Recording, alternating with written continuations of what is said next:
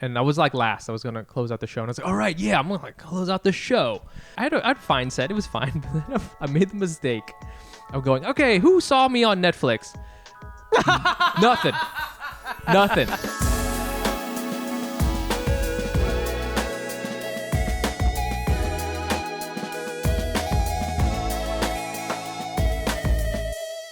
Hey, welcome back to another episode of Asian Not Asian Podcast, a podcast where two Asian guys not from Asia talk about American issues no American cares about. I'm your host, Fumi. And I'm NGUYEN.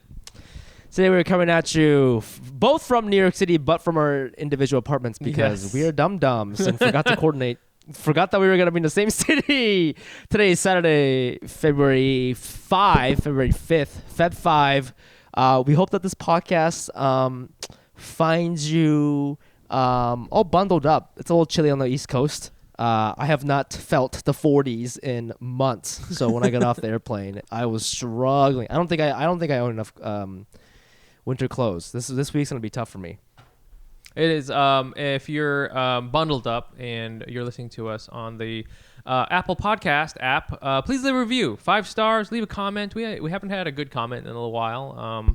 You know, get it done. Get it done. All right. If you're on YouTube, hi YouTube. You know, hit subscribe. You know, hit like, and you know, also leave a comment. Tell us. What should they tell us?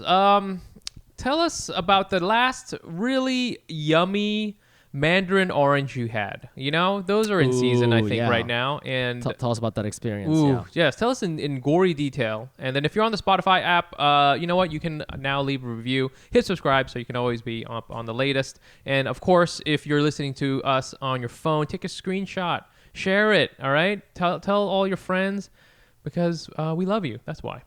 We love you, and that's how we get bigger. Before we move on, we always do our Patreon shout-outs. What is Patreon? It is the best way to support this podcast. We're a complete independent operation. We depend on your money to keep going every week. So if you like what we've been putting down, please visit patreon.com/AsianNotAsianPod Europe. And consider giving us your money on a monthly basis. And there's different tiers. You can give as little as $1. You can give us as much as $50. And depending on how much you get, you get different sort of rewards like bonus episodes. We slide into your DMs and stuff like that. But at any level, we always give a shout out on this podcast, and we try to guess your ethnicity based on your last name.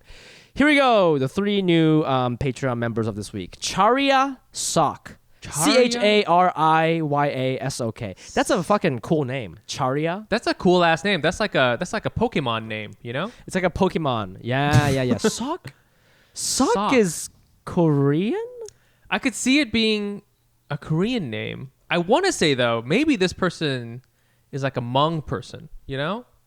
Think about that. Do Hmongs fuck with K's though? That's my question. That's my question. You guys been fucking with K's? We just got K's, man. I feel like they don't. You're right. But Vietnamese like people, we don't fuck with K's. Yeah, Korean people love K's. They love the K's. Okay, we're gonna say you're a Pokemon. Got a K in there also. Pokemon Korean Asian. Yes. The knockoff. Yes. yeah. Next we have Israel. Okay. Moran. Moran. That would be crazy if this person was like just a regular Chinese guy. Yes. Israel that would be Moran. Yeah. You know, in China there's the Chus, there's the Liangs, and then there's the Morans, you know? So what do you think about people who name their kids after the country? Because there's that one celebrity, her name is America something, that Hispanic actress. She was in the Traveling Sisterhood of Pants. Don't ask me how I know that. What do you think about that? This is that's a bold move, you know? I mean, Viet is a pretty common Vietnamese name. But doesn't it mean like beautiful or something? It's like a word, right? You know what? You know what? I think there are different Viet. Like it's not quite the same as like Vietnam. Like the word for Vietnam. Okay. I could be wrong, and I'm probably wrong because I don't speak Vietnamese because I'm an American. And you know, I think it could be different, but maybe it's not. And in which case, then we're just like loving whatever Viet means. I think it does mean like watery.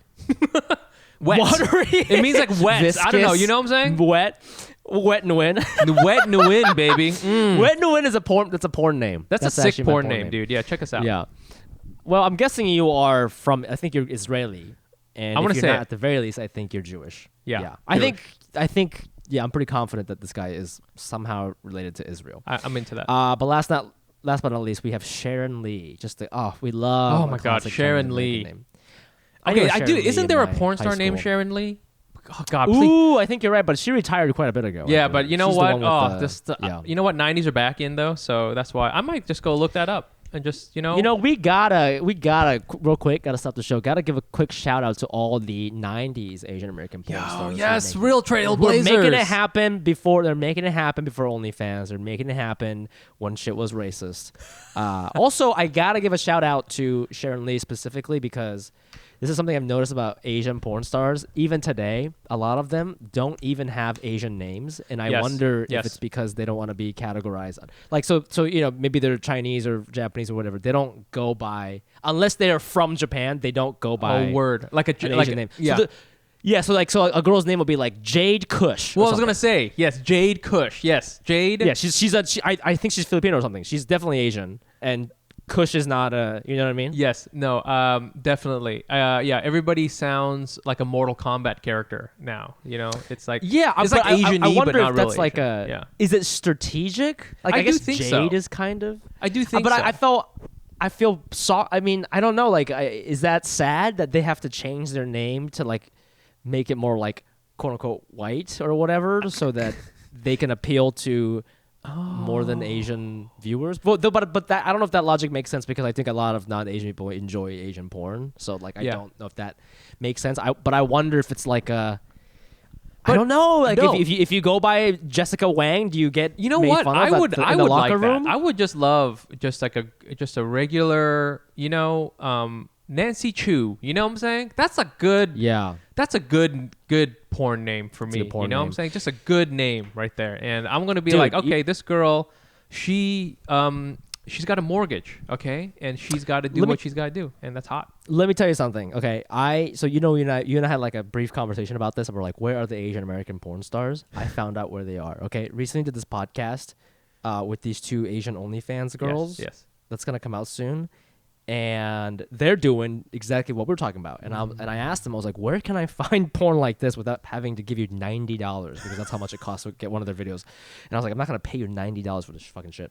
And they were like, Asian American porn stars are all OnlyFans. They're like, we put that shit behind the paywall. And I'm like, oh shit. That makes a lot of sense. A lot of sense. Because NBA. Because we're all NBA. Smart. Because every Asian American porn star probably used to work at KPMG. And so they know. They're actually taking advantage of that like attractiveness hierarchy where they're like sort of number one, and so they're like, well, if we're number one, then I'm not gonna give this. No, for free. why should we you for free? $99. That's a paradigm shift. You see that? It really, it's so crazy. So it is unfortunate for regular guys like me who don't want to pay that much for porn. But they are out there.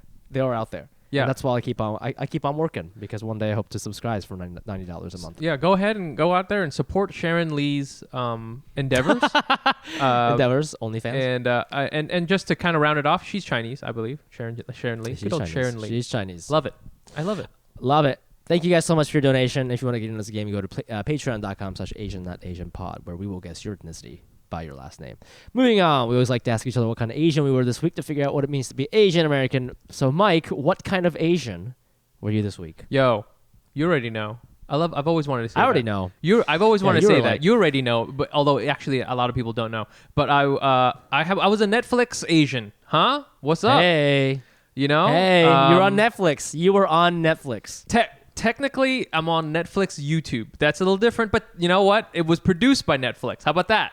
Yeah. How about that? Yeah. I got that Netflix. I didn't get that much money, but hey, I got some money from Netflix, and it was this Netflix thing. If for people who don't know what I'm talking about, which happens all the time, back in September, I recorded this thing with Ronnie Chang. The way they did it too is they did it in Kanji Village. So they set it up inside of the place, and they set up a little tiny comedy show in the middle of the day. And I went down there, and it was me and Brian Yang and the girls from Asian Pop. Atsuko was there, and another singer. And that shit was supposed to be me, baby. That was supposed to be. I said no. Really? That was supposed to be me, and I said no, so they got Atsuko. Oh man, dang. It was like my first week at my job, so I couldn't leave. Can I say though? ever since you've left New York City, I have been thriving. Okay, thriving, thriving. Let me tell you, I was so. You know what it is? You know, you left the vacuum. Okay, who's the top Asian comic? I left the vacuum. The vacuum. Yeah. And I'm now a top. I'm an Asian comedy top. You're an Asian comedy top. Okay. And now there's not an Asian comedy top, okay? Now it's like split up amongst the different people, but hey, now I get more shots, okay? I get more shots. This is what happens, okay? You know, like when LeBron gets traded off to another team, you went to LA and I stepped up for the Heat. I don't know. Cleveland. There's an empty spot in Cleveland. Although and that's where you are. Yeah, Cleveland's terrible now. But anyway, so you thank you. Okay, you've given me so many opportunities by leaving. Thank you for leaving. Thank you for leaving because you've given me so What much. was the best thing to happen to you in comedy when Fumi Abe left our city? God. Can I say too, real quick, was that I was so nervous when you left because you're like, you know, even though I'm older than you and I'm kind of your senpai when it comes to like life stuff, you're my comedy life senpai. Shit, yeah. Yeah, you're my comedy senpai. Yeah. So I was like, without Fumi there, how am I going to do anything? And I had to like figure it out, and you know, everything is going fine. You're figuring it out. I mean, you're out there doing stand-up comedy shows with Louis C.K. So that's me? You know. Oh my God, yeah. It was crazy, bro. I was like, there he is. I made it. He didn't get to do anything. That is crazy, though. That is crazy. I'm at the stand. That's cool, though. Yeah, I'm at the stand. I'm opening. I'm doing this Netflix YouTube thing. It was so yeah. We recorded that and honestly, it's I've just like been trained by comedy to like set my expectations really low, and I wasn't even sure if I would even be in this thing. Not because like Ronnie doesn't like me or something. No, opposite. Ronnie loves me, and is very nice, and he's very like supportive of the scene. But I just you just never know if like your thing doesn't fit in the time, and it gets dropped. You know. Yeah. So I was glad. I'm in it for like 10 seconds. It feels like a technical credit. You had a whole bit in there, though. That's nice. You know what's funny? Can I say that they cut out the main punchline of that joke, which is fine because 13 Airbuds. Is that not it? That's a tag, right? That's actually a tag of the main like punchline. What was the main punchline again? The main punchline. Do the joke. Okay, do the joke for the people. Okay, let me do listeners. the joke for the people. Okay, so check it out. Hey. Okay, so check it out. Hey. Yo, check it out. Yo, check it. Yo. Yeah, comedians can never do that. Okay, how does it go? Asian people were obsessed with representation. Okay, that means seeing more Asian people in movies, on TV, in music. If you don't think Asian representation isn't a problem, just consider this. Okay, they have made one Crazy Rich Asians, but they have made 3 Air Buds. Okay, that's right. All right, all right. So Hollywood is like, what's that? A rom-com starring Asian Americans? That doesn't sound believable. Wait, what? A golden retriever that can slam dunk? Why not a trilogy? Yeah, that's the. So they cut that out. That's the main punchline. Oh, and then the why tag. did they cut that out? I think it's too long. Yeah. It's too long. So then. Oh, but I almost feel like they could have just did the trilogy and not even have the tag. Oh, I know. That's the funniest part. That is the funniest part. And then there's a tag where it's like, I'm just kidding. There hasn't been 3 Airbuds. There's been 14 Airbuds. So, it's cool. They did it. I wonder if that's somewhere there's a video of me doing the whole thing, which is cool. In the Netflix archives in Los Gatos, Los Angeles. Yeah, it's somewhere. I don't even know how I would get it because I don't think they record that shit in like MP3 format, So it's like, it'd be like some giant log. It's probably like an 8K. Yeah, exactly. Yeah. It's going to be like, 50 terabytes of video. But I did that and it came out. And it was cool. I mean, like, I felt like how'd you feel, man? Bro, it felt like I was like a tiny, tiny celebrity. It was cool. I got followers, like a bunch of followers on Instagram. Not like a million, but like some.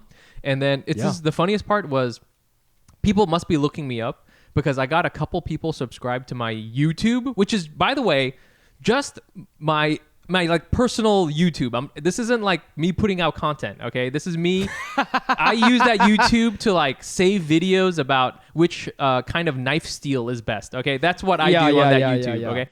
It was starting to get to my head. I was like, oh my gosh, maybe I'm like cool. Maybe I'm somebody now. You gotta use this. You have to milk this though. That's the way. I definitely will, and I'll be posting a lot more about it. But I did the show yesterday. It was a classic Asian comedy show. Okay, Okay. It was for Lunar New Year, and I was like last. I was gonna close out the show, and I was like, all right, yeah, I'm gonna like close out the show, And I was like, yeah, I'm the, and like there was a bunch of other, comedians there, like Misha Han was there, and he's like, yeah, man, that as you're kind of like a small draw now, so like you could go whenever you want in the show. And I was like, well, it's fine. But I was like, oh, maybe I'm a draw. What's going on? What's good? Yeah. I was feeling like what I was feeling myself. I love that he said you're a small draw, and you're like, thank you so much, like as if that's an insult, dude. Thank you so much. Small? You said small? Did you say small? Thank you. I'm so into that. A micro draw. That's perfect. Micro draw. Yeah. But then I went up on stage and I was like, hey everybody. I was like, and I had a fine set. It was fine. But then I made the mistake of going, okay, who saw me on Netflix? Nothing. Let me tell you something. All of the comedians who they were sitting in the back, and they were fucking laughing so fucking hard at me, and they were the only ones laughing at that. That's so embarrassing and so funny at the same time. Yeah, it was just like, it was so perfect. I was like, this is exactly what it's like being a comedian. It's like, you feel this high, and then somebody whispers into your ear, "Thou art but mortal." It was just bringing you right back down to earth. You're like, "Yep, that's me. I'm a piece of shit." It's really crazy to think like, we have like 200 something episodes, and it's so crazy. Like I don't know if there are any new listeners. I don't know when you guys started, but I swear to God, if you start from the beginning. Oh my God. The growth is crazy. Bro. The growth is what? First of all, growth as in like, first of all, we didn't even have real microphones the first like 10 episodes. It sounds like shit. Literally. So then we got enough money to buy actual microphones. That was huge. That was huge for us. That was huge. And then then we started going to the recording at the Canal Street Market, and then like we would talk about like really cool shows in New York that we got booked on, and we were really excited about that. Yes. And then like just like little things here and there, like, oh, I think I talked about opening for Ronnie. I think I talked about doing my first college show ever. Yes. But back then that was such a big deal. It was and a now big you're just deal. like you're casually on Netflix. That's like how it's my the little growth Netflix is crazy. You're casually Netflix Asian. It's You're not a kind of Asian. You're a casually Netflix Asian. That was me though. So how about you, Fumi? What kind of Asian were you this week? This week I was a legacy Asian. Okay. Yeah. And last week I talked about almost buying a car. Well, I went back to that guy, and I bought that car. And yes. You were fucking right. It is very hard to haggle with a Chinese man. It was we're literally looking at a piece of paper that's like, there's like, this is broken. Can you fix this? And he was like, no. Yeah. He would not cut the price. And I was like, you know what? This is already cheaper than what I would pay if I bought it on CarMax. So I'm like, and I have money, and it is a good price. I was like, you know what? I'll just fucking pay for it. Just give me the fucking car. Yep. So he knocked up $200, which basically covered like my two Uber rides there and back, because it's like an hour from LA. Oh my God. So it's like $50 each way. Yeah. Anyways, bought the car. He's like a nurse practitioner. We'll just call him Freddie. Okay. Yep. Really nice guy. Kind of a goofy guy. Kind of a funny guy. But he like went to UCLA, became a nurse practitioner. This is his life. He has children. He's married. Yep. Couple interesting things happened. So like, first of all, he was like giving me when I was test driving the car. So clearly he's rich. He has a Tesla and like a minivan for the kids. Yeah. Right. And this is a car he drove when he was in grad school or college or something, when he was at UCLA. Yeah. So that's why it's like a 2010 model. Yeah. And clearly he has an emotional attachment to this vehicle. Yeah. And so much so that he's had a Tesla for like 3 years or something, but he's like paid for an extra garage to keep this car. Wow. Every month. Just because he had an emotional attachment to it.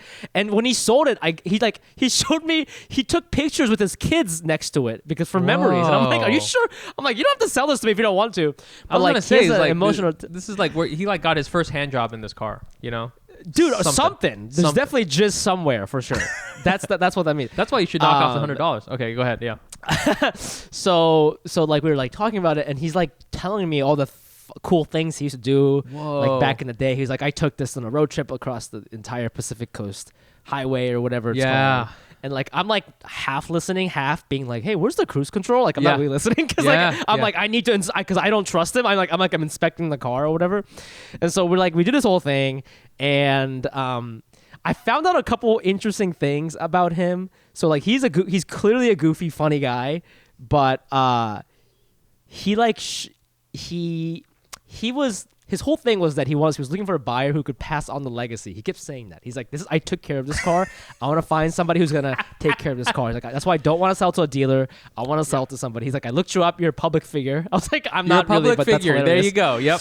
Yeah, that's what he said. He's like, you're a public figure. And like, he didn't say it, but I think it was an Asian thing as well. And it was like, we were kind of joking around. And he's like, he's like, please don't sell this. He like told me not to sell it. He's like, please don't sell this. Like, he's like, drive this until it dies. Like, he was so like he was looking for a legacy. That's what he was doing. He's like who can carry on? I've done all sorts of stupid shit in this car, and it's gotten to me a lot of trouble. Who can carry on the legacy of stupid and bad decisions? Stupid on Google. Wait, a comedian, perfect. Yeah. You know? Yeah, but oh man, he was cracking me crazy. up because so he works a lot and he's got children, he's got a wife, and he kept being like, "Are you married?" And I'm like, "No." He's like, "Do you have any children?" He's like, "No." And he's like, "Well, then he's like, this car's for you, man, because this car, man, it's for the bachelor." And I'm like, "What do you mean? It's a fucking Honda Fit, like." It's not yeah. You know what I mean? Like, what do you mean? It's not like that sexy. Like, it's not like a G-Wagon or whatever. And he was like, he like started opening up to me about how his like. So I was messaging him on Facebook Marketplace, but his wife makes him share the Facebook account so she knows what he's doing on Facebook. So she's been reading our entire all of our conversation, and he just kept being like, "Man, once you get married and have kids, like, you can." He was like, "No more adventure." He was like, "No." He kept saying, "No more adventure," and then when I bought the car, he was like, I was like, "Oh, where do you want me to drop you off?" And he's like, "Can you just drop me off at this supermarket here?" And I'm like, "Yeah, for sure." And I don't say anything, and he sighs and he goes, "When you're married, your wife only meets you at market." And he just said that like a haiku, and I started dying. I died. I was like, "What's happening right now?" Yeah. He's like only market. Only market. Green beans on sale. The koi fish jumps out of the pond. Yeah, that's a that's a married man haiku right there. That's a married man haiku. Jeez, and, Jesus, how old was this like, guy? Probably like a little bit older than you, but not much. That's crazy. Maybe 42, 3. But it was just like, well, two questions. Well, one, it was hilarious because he like, when he sold me the car, he like told me all these stories and he's like a picture with it, and I was like, okay, bye. And then I got home and I immediately scratched the mirror on my pillar because my garage thing is like really small. Yeah. Like my parking spot's really. I immediately scratched the mirror and I was like, well, there goes the fucking legacy. Yeah. But I was also thinking like at one point he was like, yeah, man, like I wish I could be a comedy person too, I wish I could do comedy, but I have kids, I got to be a nurse practitioner. And in LA, I find I told you about this before about the Uber driver I have, but in LA, I meet a lot of people who are saying things to me, but they're actually saying it to themselves, and I don't know how to respond to it. He was talking to himself. He was like, I wish I could do comedy, man. I'm funny. I wish I could do comedy, and I didn't say anything. I was like, okay, like I can do it. But yeah, I don't know. What do you think about married guys who say stuff like that? Well, okay, so this is related. I saw there's this like new book that came out, and it was reading about it on the New York Times, and it's from the woman's perspective, and so it's from the wife's perspective.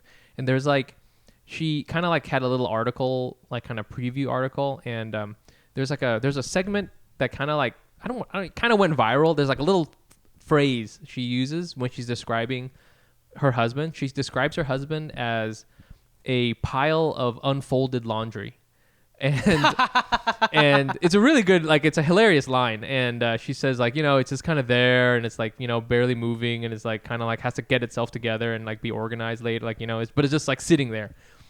And I'm like, I read that, and I like read some more of the article, and then I listened to this legacy Asian Chinese nurse practitioner guy, and sometimes I'm like, I must be doing marriage wrong because I don't resent my wife. Like, are we? Yeah. You know what I'm saying? Like, I don't know. Hey, don't get me wrong. Hey, you know what? I got plenty of time to work on that. So maybe in a couple of years, ask me again. Yeah.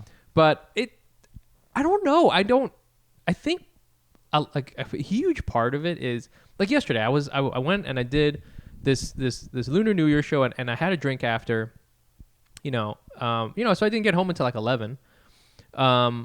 And she was just there, and she was just like, watching TV and stuff like that. And she was like, "Oh, how was the show?" And every day I know that it's like a big ask for me to go out and do these things. And like, I'm not like staying out all night or whatever, but I'm out.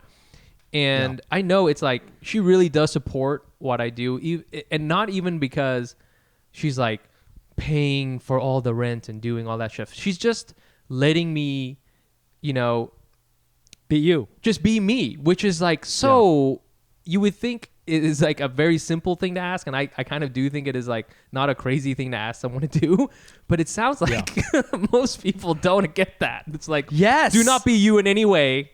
Instead, go to grad school and go become this nurse practitioner and sell your precious Honda Fit to he was like somebody else. I know, like it's almost like I took the last thing that was him.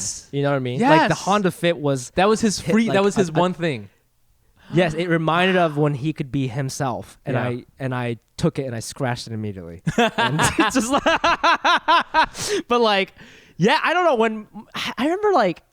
I know that is a trope in like old American TV, but now like that I'm older and listen, I'm not married and I don't know what it's like to have children, but it's so hack to me when people are like, my fucking wife, and I'm like, well, then don't marry her, then leave. Don't marry her. I am more than sure she'll be fine without you. You know what I mean? Like, just fucking leave. Like, I don't know. It like makes me uncomfortable when I look. I'm not saying there aren't any like problems in marriage, but when it's like I gotta be home by whatever, it's like, well, maybe if you asked her, she'd let you stay a little late. You know what I mean? Like maybe have that conversation. Maybe like be honest about.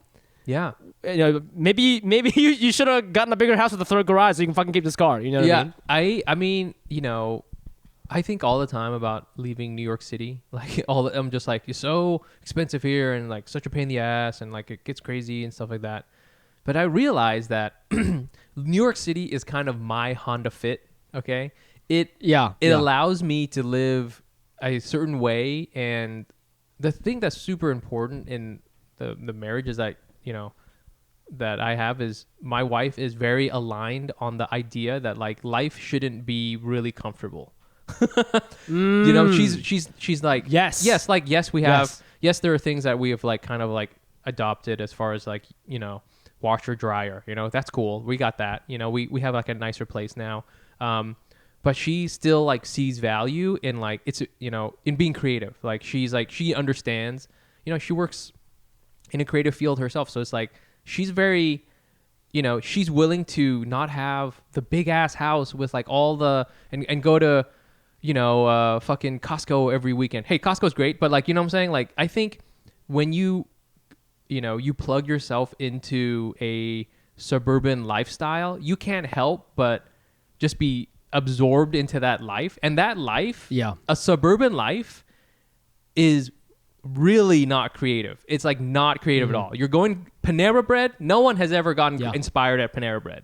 Okay. Right. No one goes to Bed Bath and Beyond and afterward is like, I'm going to write a sonnet. You know, like, it kills every single thing.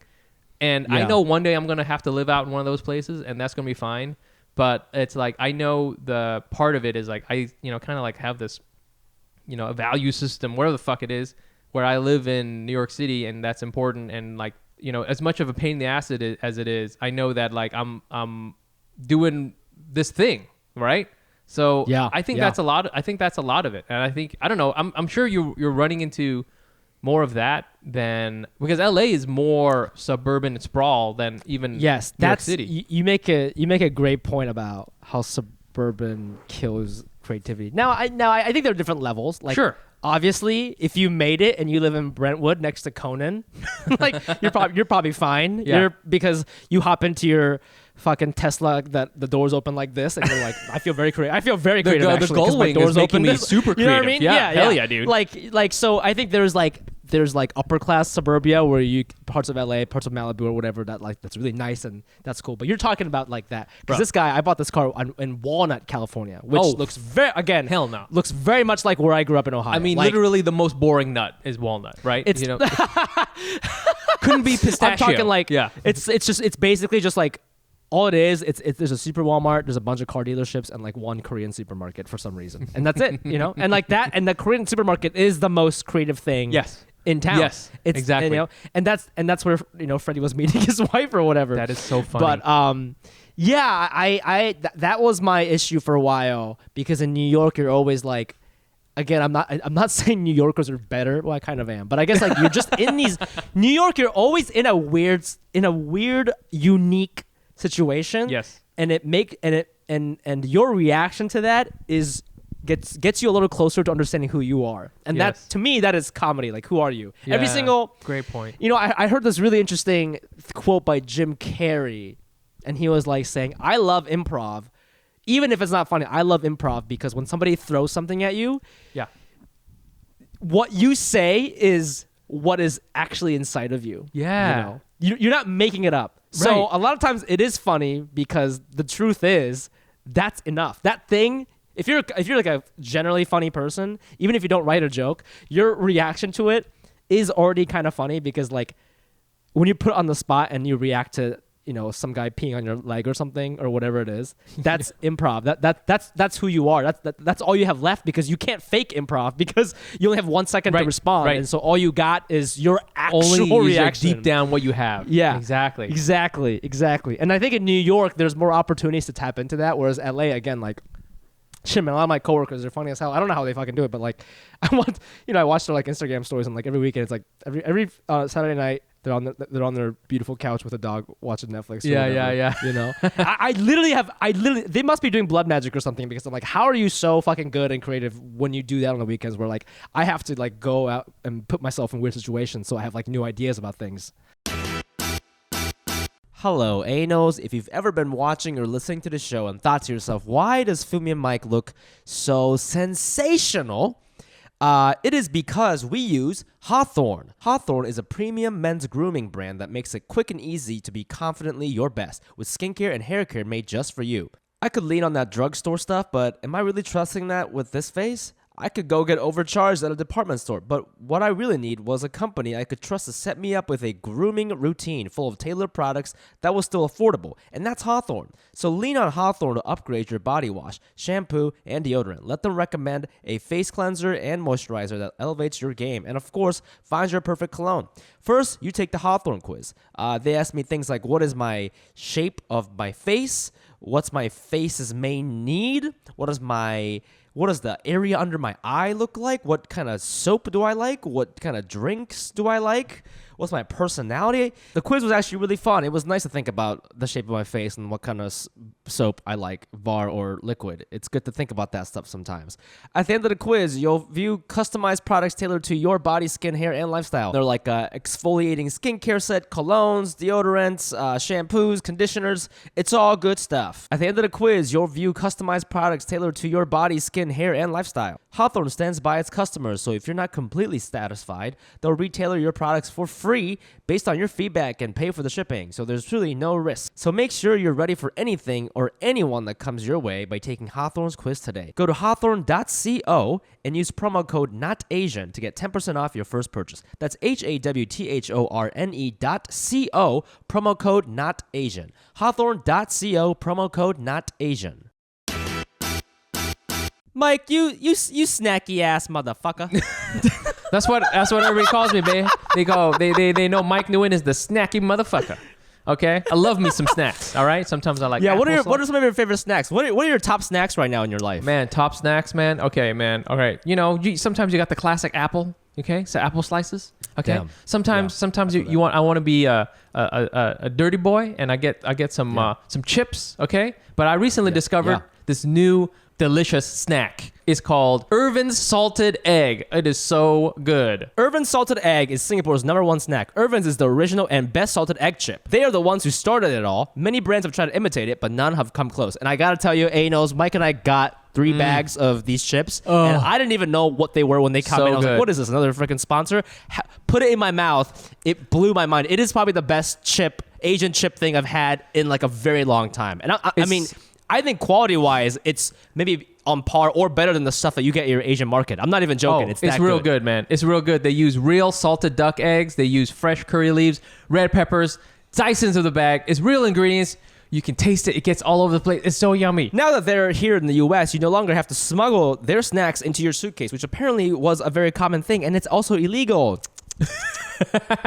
Don't be getting caught by the DEA because you got snacks, okay? They're available nationwide at H Mart, Ranch 99, and select Costco locations. Go visit eatirvins.com. That's EATIRVINS.com and use code ASIAN, not Asian, for 15% off any order. Go check it out.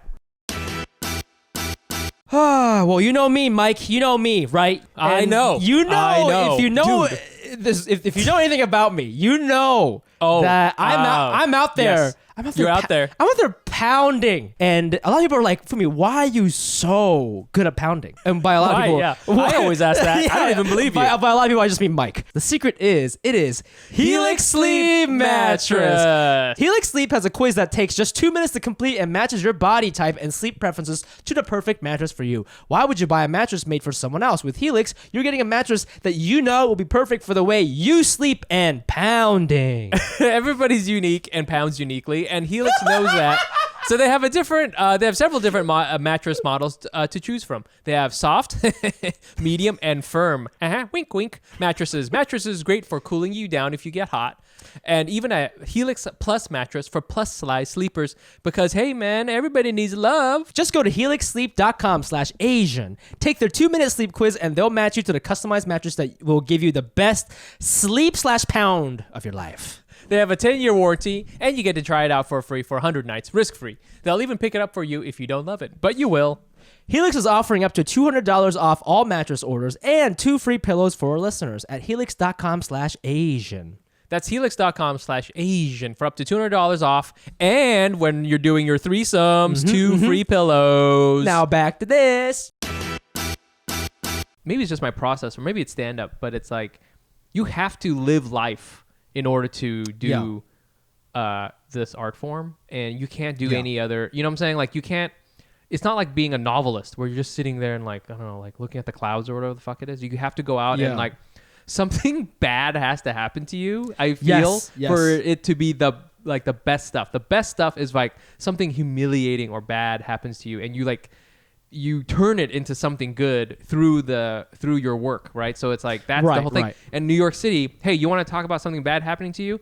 Every second of every day of your waking hours, something bad is happening to you. So that's why it's like rich of like crazy times, you know? Do you remember when I forget, it was the first time I was in Hawaii or something. I was like so in love with Hawaii. Yes. And I told you, I was like, my friends here, they told me every day is the best day in Hawaii. And you were like, well, in New York, every day is the worst day.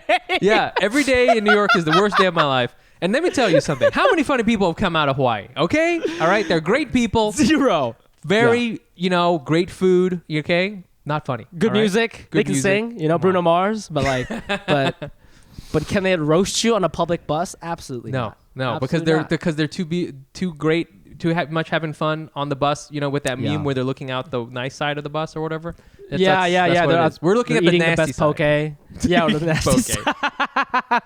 So, anyways, that was a legacy Asian. That's all right. That's the So kind of now Asian you got a I'm car. this week. Are you excited? Like to? I got a car. Hold on. Do you have insurance? You got insurance and everything? Dude, bro, I'm fucking organized. You already know how it is. Dude, I got AAA. Can I say, man, when I bought my car, I bought my, I bought a car in like 2006 or something like that, and I'm like, okay, cool. I hand him the check. It's like at the time the most money I'd ever given somebody. He's like, all right, here you go, sign these papers. I'm like, okay, and he's like, all right, it's yours, congrats. And I was like, great. And he's like, I just need to see your insurance, and I was like, what? I didn't realize. For some reason I thought that like you had like I don't know like a couple days to figure it out. Yeah, like you had dealership insurance for a week. He's like, oh, you can't leave until there's insurance. So I paid this guy all this money. I bought a car, and then my friend had to give me a ride home. Oh my god! And the next day I called and I was like, I need insurance right away, and they're like, okay, here you go. And I had to like go back to them, and I was like, here's my insurance, and I can drive it away. But it was like, I was like, this is I am so stupid. I cannot even believe it. So yeah, I'm excited to like go places because now I think on the weekends when I have nothing to do, I'm like just in my fucking house jerking it, and now I don't have to do that. I think I'm gonna go to Malibu, do some hikes. Maybe, I don't fucking know, dude. Jerk it out there, So, jerk it on the trail. Maybe on the trail. And just be like, wow, I'm so inspired. Yeah. I would love to jerk it onto a pothos plant. That's really what I'm trying to Pothos plants are good for jerking it because it doesn't need a lot of sun. So it's just you in the darkness. You in the darkness. And the laptop and the pothos plant. You see, this is the you know, like the negative things that happen to people in LA. You know, this is like as bad as your day is. Oh my gosh, I could barely jerk off at the Malibu beach fucking on this pothos plant. Yeah. That's you, man. Yeah. All right. Well, man. that's us. You know. This week's race news is it's an interesting one. It's a hot one. This person shares the same last name as Mike. Shouts. So that's a thing. Headline reads: Jenny Nguyen addresses social media post day after Real Housewives of Salt Lake City firing. So I don't know if you guys watch this show. There's a new character named, or I don't know, new reality participant named Jenny Nguyen of Vietnamese descent. Yep. And here's what happened. Nguyen, who is Vietnamese American, was alleged to have shared images and text posts describing protesters as BLM thugs and violent gangs throughout the Black Lives Matter protests in 2020. She also reposted memes in support of White Lives Matter and anti-vaccination content. A couple more details. Despite the former Real Housewives of Salt Lake City star saying she understands how her posts were harmful and that I hurt people, I hurt my fans, I hurt the people that are out there supporting me, she made it clear that her political identity and position on the issue has not changed. I want you to understand that my political stance, I still support that. I'm very proud to be Republican. I'm proud to be able to say I have a freedom of speech to choose and to have an opinion, Nguyen said, before going on to add that people need to respect each other and understand that we live in this country where we have the freedom to speak our minds as well as we have the freedom to choose. And basically, she got let go. You know, and then like I think they could do like an episode about her leaving or whatever. But like, here's a screenshot of like there's a whole video about it, but here's a screenshot of something she posted on Instagram. She wrote, "This is so crazy." She just wrote this when all that shit was going on. Hundreds of blacks shot and many killed, including children, by other blacks every week. This is in the post. Yeah, this is in the post that you wrote. This is the actual thing she posted. Over 1,000 officers violently injured, some permanently by rioters. Anarchists rioting in major cities every night, which has caused billions of dollars of destruction to private and public property. And you still think police officers are the problem? You're an idiot. Yep. Wow. Yep. You know, first of all, we're related, and yeah. No, we're not. But it like I read this, and so we have this whole thing. Fumi and I and our producer have this whole like email thread where we email each other race news stuff. I read this, and I think I have some sort of like black spot in my mind, like some sort of like blindness in my brain, because this didn't even register to me as being unusual for a Vietnamese person. Yeah. I was just like, for sure. And hold on here. Many Vietnamese people are not like this. I just want to say that, okay? I am not like this. Many people are not. I mean, actually, I don't even want to say it's a generational thing, though, difference, because I think Jenny is... She's probably a little older than you. She's probably like, my generation. But Salt Lake City, first of all, just want to put it out there, that gets into your mind. And there's a lot of Vietnamese people who are like this. I feel sometimes I can tell who they are just from the shoes they wear.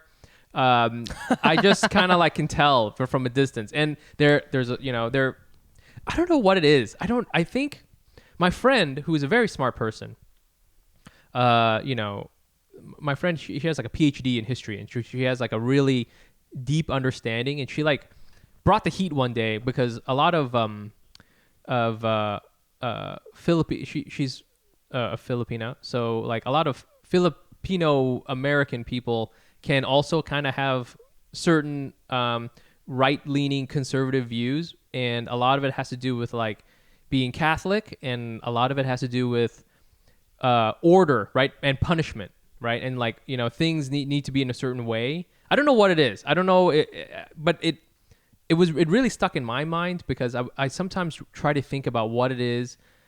I think it's for Vietnamese people, like the situation that we came in here with and like the history we have. Remember, Vietnamese people, we love coups, all right? That's the first thing. We love coups. We're like deeply embedded in violence. And not to sound like a woke person, but like when you want to talk about trauma, Vietnamese people, not me, I'm just talking about the people, right? Especially my parents' generation. You want to talk about trauma? They went through some real trauma, some crazy shit. And like, I think that plays into your mind. So you want to have like a certain way of looking at the world, and that influences, you know, how you think order is versus not order.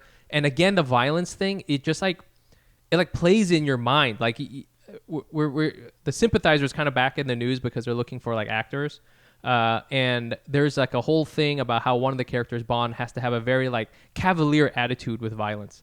And that's like, that really like, that is like a perfect encapsulation of a lot of how people in, you know, my family, especially like my family is not like this, you know, they're Republicans, but they're not like out there posting White Lives Matter things, which by the way, you don't need to post that. We all know, okay? You know, they're fine. You know, I get it. Okay, let's just chill. But I think there's something, you know, my family is very cavalier with like violence. So, like they're very much like, oh, you know, bad things happen sometimes, you know? You can just tell like that the way they think of it is ingrained in their mind, because when they were growing up, they saw people get killed all the time. So I think like that informs all of these things, and all of a sudden this is like, you know, this is how you get Vietnamese people to the fucking January insurrection, you know? It all like, it's not just an accident, okay? It's not just an accident. No, for sure. There's no like Nisei Japanese people rolling up into the insurrection, you know? And you have to think about all that history, what makes that person like kind of think that way. Okay, this is so funny because now we sound like we're on Jenny's side, but I'm also gonna say something that's kind of on Jenny's side. But I guess what I'm trying to say is when people post this, and by people I mean like these Entertainment Weekly, what the fuck, right? Media organizations run by white people. When they post this, first of all, they're making videos about the other white cast members being like, you know, we used to be close, but I don't think I can work on the show with her if she's going to have these point of views. You know, they don't understand what you just said. Like, everything you just said, they don't know that history. And I think that this happens I think it happens specifically with, like, non-Chinese people. I don't know. Like, but everybody's kind of on the same level. I think there are some Asian groups where like people kind of know the history, but not really. But like specifically with Vietnamese people, like people don't know shit. And I think when they just put stuff like this on the internet, it makes an article because like, ooh, she's a person of color, and right? That, you know, and it's like, look, she can do wrong too. And I don't. That's gross to me. That's gross to me that it's being used as like, look, it's not just the whites. That's you know what I mean. Yeah, absolutely. I mean, that is another aspect. And like, I don't want to say we're like defending Jenny. This is like no, we're not. But it's a terrible thing. But like, you know, I also think, I think, you know, who's the real villain here? I don't know who it is, you know, but like it's like Encanto, bro. It's like Encanto. Yo, they were totally cool having Jenny on here. You know, this TV fucking show was cool having, you know, her on and using her story for all this shit, and then now they're like, oh, get out of here or whatever. And, you know, maybe deservedly, I guess. But it's like, it's just a gross situation. This just kind of reminds me who, you know, people are clout chasing left and right. Ugh. I know. Ugh. When I was reading this, I was like, man, I wish there was an Asian late night host, because I feel like I would love to do a sketch about like a Real Housewife intro, but with this person. You know that Real Housewives intro? This is Jenny. You know what I'm talking about? Yeah. Yeah. Like I'm a lady in the streets, but KKK in the sheets. Or the fuck, you know what I mean? Like, you know what though? We needed a new. Who's that really racist Vietnamese girl? Tequila. Yeah. What's going on there? Is she still around? She's still bopping around? Is she like, I don't know, touring with Trump and shit? No. Is she really? I don't know. Probably. You know what I'm saying? Like they love shit like that. Oh God. Yeah. Anyways, so I'll probably see Jenny like at the next family reunion or whatever. And, this is sick business, y'all. This is a sick business. This is what I'm saying. Like I'm so used to seeing Vietnamese people do stupid shit like this. I'm just like, okay, you know, it's you know, like, what am I? What you know, like I really wish the media would just we're more than the war. We're more than the war. We're more than a rich suburban person and were more than problematic statements. Let's just say that, okay? Yes. America's not ready for that, though. America's not ready. No, I mean, but like that's what's grossing me out is because so many, CNN like 60 Minutes things on like articles about like Vietnamese people at the fucking thing, right? Not one fucking cool Hulu special about Garden Grove's Bombaway. Where's that? Where's that at? You know what I mean? But they're doing shit too. They're doing shit over there too, And it's like, but the stuff that gets the media attention is this. I didn't even know there were Vietnamese people. Yeah, in Salt Lake City. So in Salt Lake, I know. I think that's the craziest part is that there's an Asian person in Salt Lake City. That's the crazy part. Why isn't anyone writing a story about that? Yeah. That's crazy. Just to wrap up the show too, I think and bring it back to we were talking about how suburbs can just like totally crush you. There is an exception to that, okay? And this is what I would do if I had to move back Southern California. I have fantasies about this. I would live right up in Garden Grove. I would live in the middle of Little Saigon, because there is some. I wouldn't say it's like the same crazy shit that happens. I'm talking about like in New York City, but you walk out there and you walk around in Garden Grove. Vietnamese people, pho everywhere, Trump flags. There's something there. There's some interesting shit there. There's Vietnamese kids like learning how to hip hop dance, and grandmas selling mangoes, and it's like there's something there. That's like the oasis. There's like some. You want to go and be creative, you walk around in Garden Grove a little bit, and you might have yourself a pilot. Let's just say that. Bro, I think you should live there for 6 months. Do research and write a show. I think that's what you gotta do. I don't know when you would do it, but I don't know. I'm sure I probably. Hey, Aziz Ansari goes to Italy. You go to Orange County. America's not ready for this story, man. America's not ready for it. So. Yeah, but yeah. Anyways, I think that concludes our episode. So, I don't know. Keep watching Real Housewives of Salt Lake City. I think. I guess so. We'll see what happens. Maybe she'll make a surprise appearance. That's a very Vietnamese move, I feel like. Anyways, thank you so much for listening. We love you guys. Please follow us on all the socials at Asian.AsianPod. I'm also on Instagram, TikTok, and Twitter at Fumiabe. The Fumiabe. That's TheFumiabe. And you can find me on Instagram at NicePantsBro. By the time this comes out, I think the New York show is over, but the LA Hack City will be happening on the 26th, 8 p.m. Pacific at the Airliner, which is in Lincoln Heights. Ticket links are in the episode description, or just go to fumiabe.com for tickets. And I think, is that it? I think that's it. Check me out on YouTube, Netflix. Oh, Netflix. Okay. YouTube, Netflix. I'm trying to get that clout. Okay. So there you go. All right. We love you guys. All right. Bye.